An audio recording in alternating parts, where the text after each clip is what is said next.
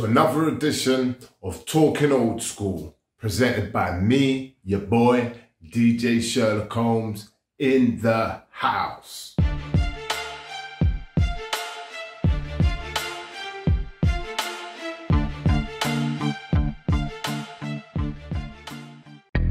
On this edition of Talking Old School, we're taking it back to the year 1990. We're taking it back to take a look and celebrate a pioneering piece of hip-hop. A piece of hip-hop that takes me back to my youth and brings back great memories. Who remembers House Party, starring hip-hop duo Kid and Play? Released by New Line in 1990, House Party is one of the early hip-hop theme movies with rappers playing the starring roles, and is a pioneering film that painted the blueprint and helped pave the way for movies like the Friday trilogy years down the line. It's important to remember that when House Party first came out, way back in 1992, it was a time when hip-hop was still trying to establish itself as a culture. But as a movie, it does represent a lot of the feel-good hip-hop that was current in that era. Everything I can for him, he don't come home like he's supposed to. Boy, he must be out of his mind. He don't pay no bills around this house. Give him another minute, and that's it. Directed by Reginald Hudlin, House Party is a light-hearted comedy that has a cast packed with young legends who all went on to do great things on television and on the big screen. The storyline is just as it says on the tin, set around a bunch of teenagers who decide to throw, yes you got it, a house party while Play's parents are away. All the fun and shenanigans go down in a 24-hour period. The storyline is quite simple, but the way it's put together, the way it's executed, makes the film a thoroughly enjoyable watch. Apart from graffiti, all the main elements of hip-hop are represented strongly in the movie, from DJing. Then you got the dope rap battle. Then you got the epic dance battle. Being Kid and Play were at the time established as two of the dopest dancers in hip-hop. The dance battle is one of House Party's many highlights.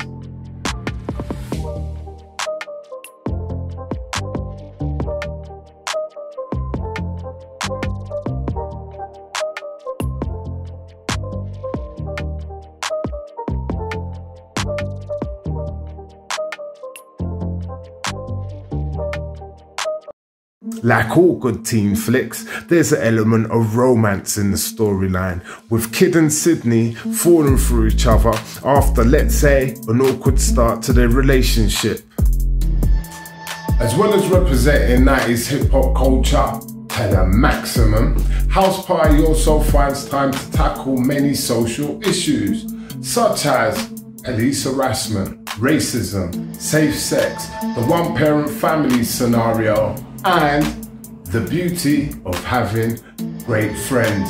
These are all components that help make House Party a great watch, even for non-hip-hop heads out there.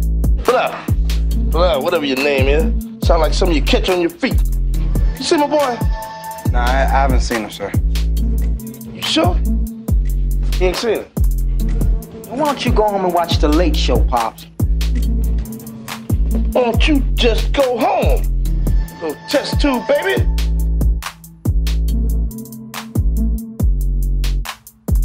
Starring Kid and Play, who at the time were a very popular hip-hop duo who are well known for their dope dance moves, House Party has a cast that also includes a young Martin Lawrence, John Weatherspoon, AJ Johnson and Tisha Campbell.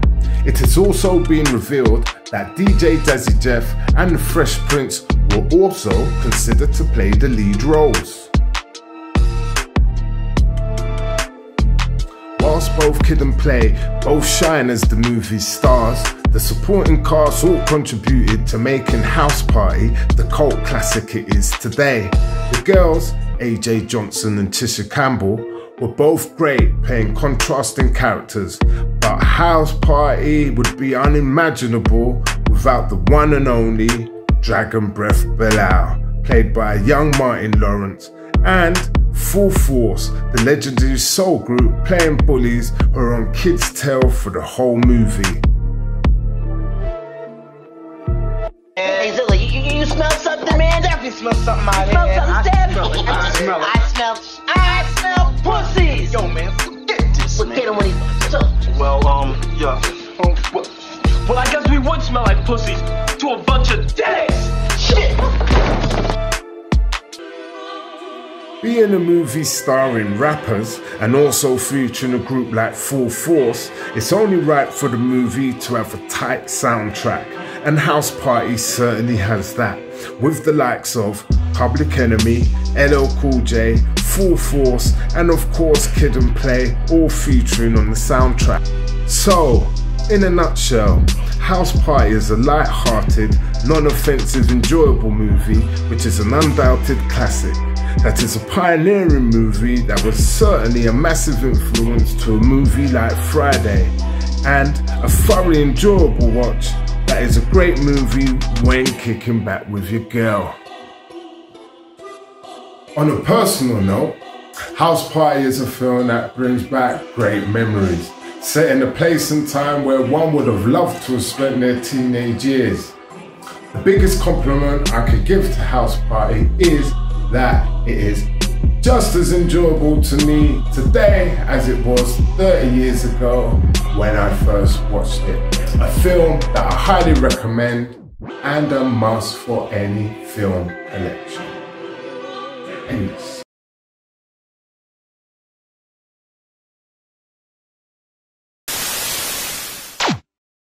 What's up? This is Days the Nomad. Welcome to the One Stop Hip Hop Show. And on this episode edition of my segment, Where Are They Now?, I'll be talking about old school producers who put a stamp on the game with their style and grace. So let's get into it.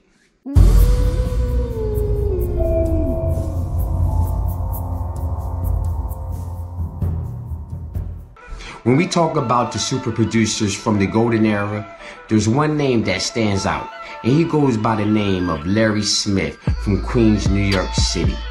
Larry Smith was born on June 11, 1951 in St. Albans, Queens, New York. He started out by teaching himself how to play the bass, being that he was a big fan of James Brown's record. His session work also included playing punk, rock, jazz, and blues.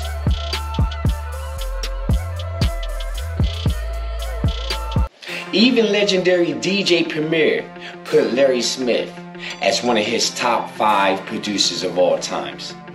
His career started to decline when original instrumentation was going out of style as heavy samples and beats became the norm. In 2007, he had a stroke, which left him partly paralyzed and unable to speak.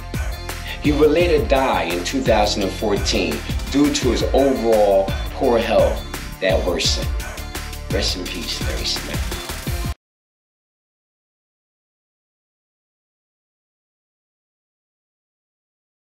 Some say Larry Smith is the original king of beats. What's your thoughts on it? But first, make sure you subscribe, like, and comment. Peace.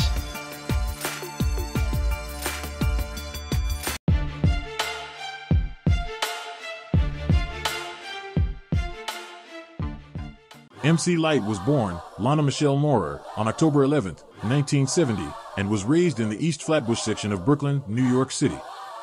She burst onto the scene in the late 80s and was the first solo female rapper to drop a full album with 1988's critically acclaimed Light as a Rock. With a successful career spanning over 20 years, MC Lyte became a pioneering figure in hip-hop and has been cited as an influence to many female rap figures. Her first acting role was in 1991, and the Queen MC went on to feature in over 10 movies. She has also featured in a Broadway play alongside Ms. Lauryn Hill called Club 12. She received the I Am Hip Hop Icon Lifetime Achievement from the BET Hip Hop Awards and was honored at the VH1 Hip Hop Honors for her contributions to hip hop.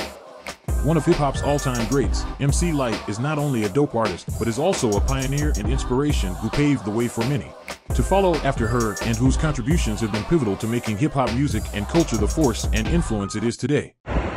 Yeah, what's good? This is Days the Nomad. Welcome to Digging in the Crates with my dog DJ Sherlock Ohms. On this segment, he'll be taking a 90-second challenge to tell you about his favorite hip-hop albums and hip-hop songs. But he gotta do it in a 90-second time frame. So are y'all ready to go?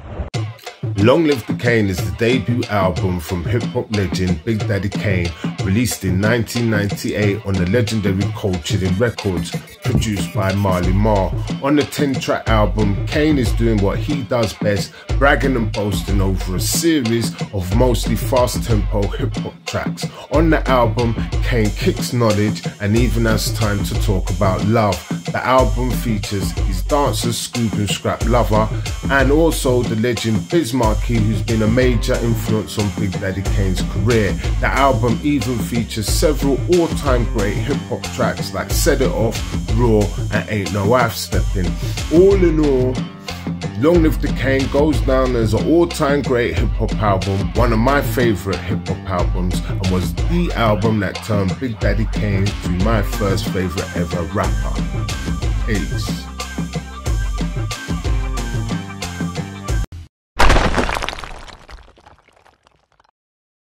What's up? This is Dage the Nomad. Welcome to the One Stop Hip Hop Show. And on this episode edition of my segment, Inside Hip Hop, I'll be talking about Hiroshi Fujiwara, a club DJ, musician, producer, and clothing designer who in many people's eyes popularized the hip hop genre in Japan.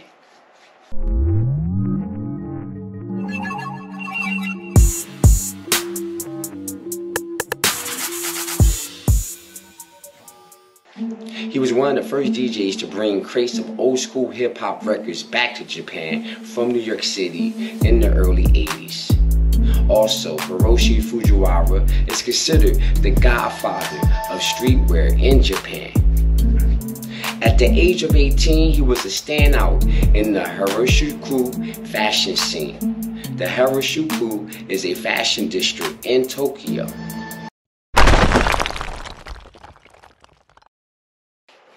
Hiroshi has collaborated with Louis Vuitton, Nikes, and Levi's before he launched his first brand, Good Enough, in the late 80s.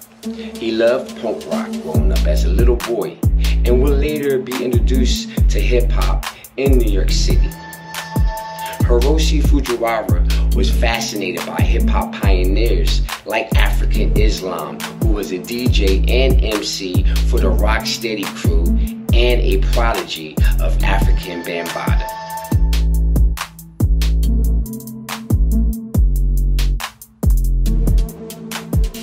Born February 7th, 1964, ISE, Mie, Japan. He's a globally influential streetwear designer, including being the pioneer for Nike's HTM line and the Phenom line for Levi's. Hiroshi started doing remixes like African Islam, who was known for the art of mixing on four turntables simultaneously.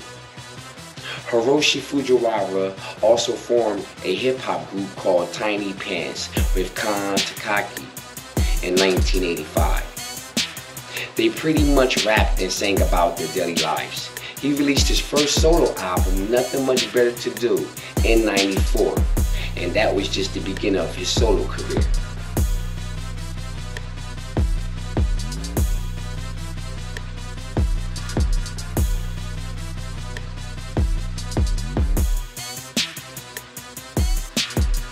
Today he's known for his contributions to music, fashion, and streetwear, working with outlets like Nike HTM, designing sneakers.